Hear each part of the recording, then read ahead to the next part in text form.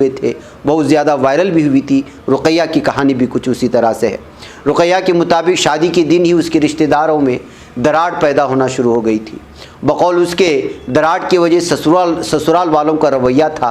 मुस्कान के मुताबिक उसके ससुराल वालों ने उसके साथ जो सलूक किया उसे इंसानी सलूक तो नहीं कहा जा सकता। रुकैया की सास उसे किचन के बर्तन और घर का सामान भी नहीं छूने देती थी और कहती थी कि तुम मुसलमान हो और तुम्हारे छूने से घर की चीज़ें अशुद्ध यानी नापाक हो जाएंगी। दरअसल मुस्कान के हिंदू बन जाने पर उसके ससुराल वालों को यकीन नहीं है। वो कहते हैं ये मुसलमान ही है और ये कभी अपना मज़हब तर्क नहीं कर सकती। हम श्रीवास्तव हैं, हमें अपने बेटी की शादी अपने मज़हब और बरादरी में ही करनी चाहिए थी। मुस्कान बनने से कबल रुकैया लखनऊ की एक सिविल सर्विस इंस्टीट्यूट में PCSJ की कोचिंग देती थी। यशोवर्धन वहीं कोचिंग सेंटर के मालिक की मारिफत वहां दाखिला लेने आया था और यहीं पर दोनों की पहली मुलाकात हुई। शादी करने की बात चली तो शर्त तब्दील मज़हब तक पहुंच गई। रुकैया ने कहा कि यशोवर्धन ने शादी के लिए उस पर दबाव बनाया और एक दिन नौबत यहां तक पहुंच गई कि उसने चाकू से अपने हाथ की रग काट ली और व्हाट्सएप पर मेरे पास तस्वीर भेजी। रुकैया के मुताबिक यशोवर्धन ने धमकी दी कि अगर मुझसे शादी नहीं की तो मैं खुदकुशी कर लूँगा। इसके बाद मैंने शादी कर ली और अपना मज़हब भी तब्दील कर लिया। क्या मज़हब तब्दील करने के लिए कोई दबाव बनाया गया था? इस सवाल के जवाब में रुकैया ने कहा, मैंने यशोवर्धन के कहने पर ही मज़हब तब्दील किया। यशोवर्धन का कहना था कि अगर तुम मज़हब तब्दील कर लेती हो तो मेरे ख़ानदान के साथ घुलने मिलने में आसानी रहेगी। मैंने भी सोचा कि ज़िंदगी तो ससुराल वालों के साथ ही गुजारनी है। मेरे ख़ानदान के लोग तब्दील मज़हब से खुश नहीं थे और शादी करने के बाद मेरे पापा, भाई और बहनों ने मुझे बात करनी बंद कर दी थी। रुकैया का मानना है कि मैं लगातार अपनी वालिदा से बात करने की कोशिश करती रही। शादी के 6 महीने बाद मेरे वालिद को मेरे फैसले को कबूल करना पड़ा और उन्होंने तकरीब का इनेकाद किया। यशोवर्धन श्रीवास्तव को मेरे ख़ानदान ने वही दर्जा दिया जो एक दामाद को हासिल होता है।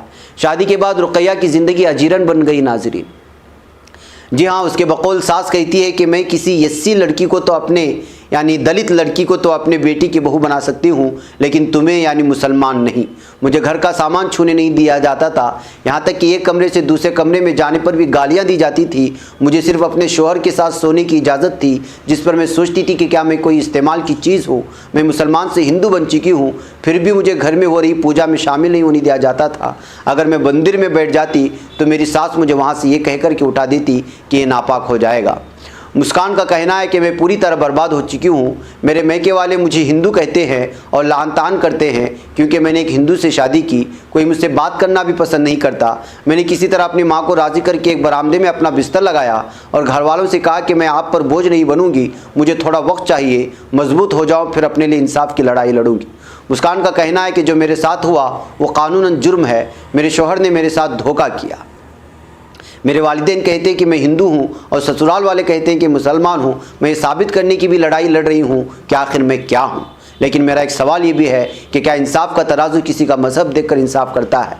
मुस्कान का सवाल ये है कि मेरे जैसा मामला अगर किसी हिंदू लड़की का होता तो क्या इस वक्त भी यही होता?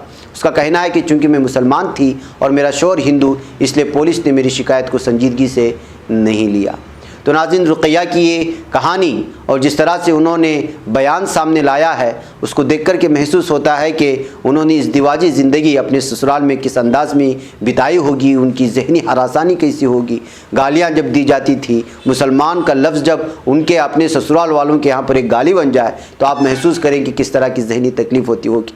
नाज़रीन, एक ये सबक है उन लड़कियों के लिए जो लड़कियां लगातार इस वक्त रजिस्ट्रेशन ऑफिस में बेहुदा और न जाने वक्ती जो है तस्कीन के लिए और ख़त्म होने वाले ऐसी ज़िंदगी के लिए जिस ज़िंदगी के बाद फ्यूचर का कोई, मुस्तकबिल का उसमें कोई तहफ़्फ़ुज़ का कोई यकीन नहीं है, कोई एतमाद नहीं है, वहाँ पर चंद मिनटों के, चंद घंटों के या फिर चंद दिनों के या चंद हफ्ते या चंद महीनों की खुशी के लिए अपना ईमान दाव पर लगाते हैं और फिर अपने घर वालों से मुसीबत मोल लेते हैं और जब मुश्किलें सामने आती हैं तो फिर अपने ससुराल, अपने मैके को पलट कर देखते हैं। इससे बेहतर ये है कि जो है ऐसे इस्लाम में ना इश्क जायज़ है शादी से पहले और ना ही ईमान छोड़ना।